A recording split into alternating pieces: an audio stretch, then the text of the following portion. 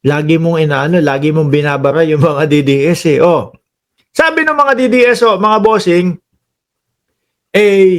hindi muna daw sila magmamakdo or ibo-boycott nila yung McDonald's mga kababayan. Ang sabi naman namin, 3 beses, 3 buwan, kada magmakdo kayo, wala din power yung pagbo-boycott ninyo. Di ba? Sasabihin nyo, nako, hindi muna kami magma-McDonald's. Sa Jollibee muna kami. Atin pa itong produkto na ito.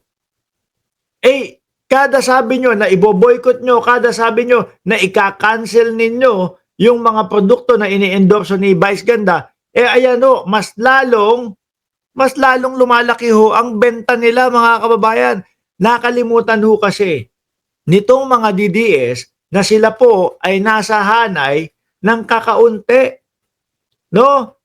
Sila po ang minority, mga kababayan, mga boss chief amo sir. At ang sumusuporta kay Pangulong Bongbong Marcos ay nagsisilbing majority. Bakit to? O tingnan mo nga. Sila De Lima, yung mga kakamping, nakikita nila ang trabaho ng Pangulo. Nakikita nila na talagang totoong kumikilos ang Pangulo, hindi yung kagaya ni Sara Duterte. Pasok ng bansa natin, labas dito. Paglabas, sigaw na naman ng bring him home, paulit-ulit. O yan. Tas magagalit na naman kayo kay De Lima kasi bumili ng McDonald's. Ayan nga, isa pa ho yan, mga bossing, di ba?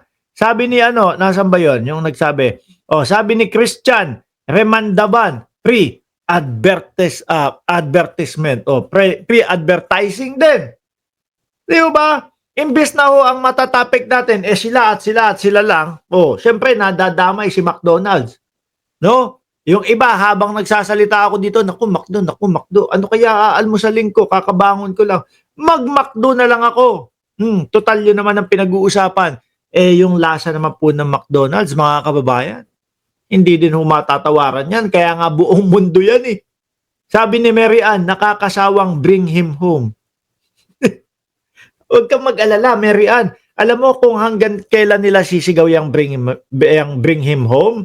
Aabot yan ng 2028 election. Dahil sa nakikita ko, yun yung trip nilang gawin kay dating Pangulong Duterte. Hayaan mo muna dyan si tatay. No? Magagamit pa natin pampaawa yan doon sa mga DDS. Ganun. No? Kaya sisigaw ng sisigaw, bring him home hanggang 2028 kahit tatatlo na lang po ang sumisigaw. Mga bossing. Mapipikon na naman tong mga to doon kay De Lima. Bakit to? Nag-McDo. Big Mac sarap, sabi ni Joel ng Cereza Force. Kami hindi kami mapalad dito sa lugar namin. Walang Jollibee, walang McDonald's. Favorite ko kasi McDo kesa po sa Jollibee. Pilipino ako pero mas gusto ko yung lasa ng McDonald's lalo na po sa French fries, mga kababayan. Nothing beats a jet ski. Ay, Diyos ko naman kasi yan. Napakasikat po yan. Nothing beats the Jets to holiday. Ayan din si De Lima. Nothing beats a jet ski. Good breakfast bago sumabak sa trabaho sa Kongreso. Yung mga pinagsasasabi ninyo na i-cancel, ayan, baliktad ang nangyayari. Mas tinatangkilik tuloy ng mamamayang Pilipino. Mas lalo pong pinupuntahan yung mga ini-endorso ni Vice Ganda. Sabi ni Chi ng Cereza Force, tama, McDo na lang ang bring him home.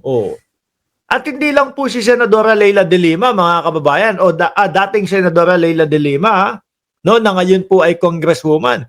Pati po, sino? Eto, Kakapamilya TV, napamakdo na din, mga kababayan.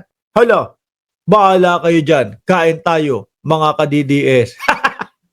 Piruin nyo, mga kababayan. Yung kapwa nila DDS, di ba? Kasi yung iba mo sa kanila, alam nila na hindi epektibo yung cancel culture na pinaggagawa nila. Wala, hindi mapigilan. Masarap naman talaga. Ang McDonald's, dun sa manok, syempre mga kababayan, mas pipiliin ko po yung Jollibee tsaka yung ano, yung pinaka sauce niyan, ayan. Pero sa burger po, mga bossing, burger at french fries, mas more on McDonald's ho ako, mga bossing. O yan, pati ho mga ka-DDS nila. Malamang i-bash ho ito ng mga ka-DDS nila. Hala ka! O hala, bahala kayo dyan. Kain tayo, mga ka-DDS. Hindi napigilan. At eto pa ho, malamang i-bash na naman nila ito, si Romnick Sarmenta. No? Malamang i-bash na naman ho nila itong si Romnick Sarmenta. Dati ho, mga kababayan, sabi ko, nako, sinasabi nila magkamukha tayo. No? Pero sorry, nandiyan ka sa kakamping. Binabardagol ko ho yan, mga bossing. Pero ngayon, since nakikita natin na nakikita nila yung magandang trabaho at yung ginagawa ng Pangulo, nirerespeto nila. Kaya ganun na din po natin sila nirerespeto, mga kababayan. Kamukha ko ba? Kamukha daw ho nung vlogger na may banel doon sa DDS, mga bossing Kesa daw kamukha ko No? Si Baste, ang kamukha, ay wag na nga tayong tumuloy dyan.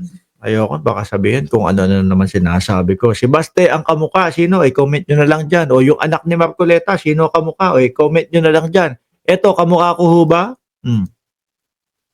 Baka, hayaan nyo na, no? Okay na yung kamukha ko, si Dennis Padilla na lang ho ang kamukha ko. O, game! Kahit di masyadong gutom si Romnick, umorder sa fast food chain na ini-endorse ni Vice Ganda. Kabaliktaran, no, mga kababayan. Kabaliktaran yung nangyayari doon sa sinasabi nilang cancel culture. Di ba? Imbis na nananahimik yung McDonald's, walang benta, ay dahil na-endorso, dahil mas madami ang sumusuporta kay Vice Ganda at sumusuporta sa gobyerno, ayun, dinumog yung McDonald's. Sabi ni Mary Ann, na walang kagatol-gatol, Max Alvarado, aka Baste. Uy, baka magalit sa yun. Ako nga hindi ko tinuloy. Mas na-curious ang tao sa endorsement ni Vice Ganda. Correct. Kamukha ni Baste, yung artista na mahaba ang sabi ni Ma'am Carmen Lee, kamukha ni Baste, si artista, no, mahaba ang baba, Max Alvarado. Uy, wag kayong ganyan. Kasi ang sabi ng mga DDS, ang pogi daw po ni Baste. Malakas daw po ang sex appeal ni Baste. Kaya wag kayong ganyan. Nasasaktan yung mga DDS. No? Kaya pala kain ng kain si Robin sa Senado. Epekto ng maritwa. Sabi ni Sambong. Sabi naman ni Raul Gonzales, dapat lang naman kung sino nakaupo, tanggapin na lang.